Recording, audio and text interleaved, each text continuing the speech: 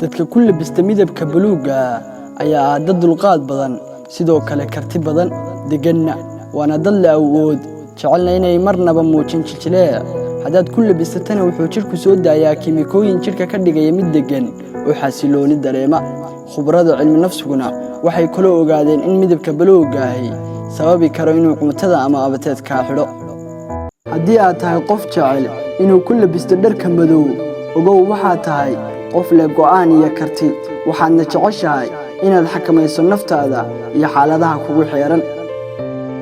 haddii aad jeceshahay inaad ku labisato dharka midabkoodu yahay casaanka waxaa tahay qof isku darsaday rajo wanaagsan geesinimo iyo kalsooni sidoo kale waxaa tahay qof firfircoon jecelna markasta inuu badbaadiyo dadka xaaladaha adag ku jira sidoo kale waa midab astaan u ah jacaylka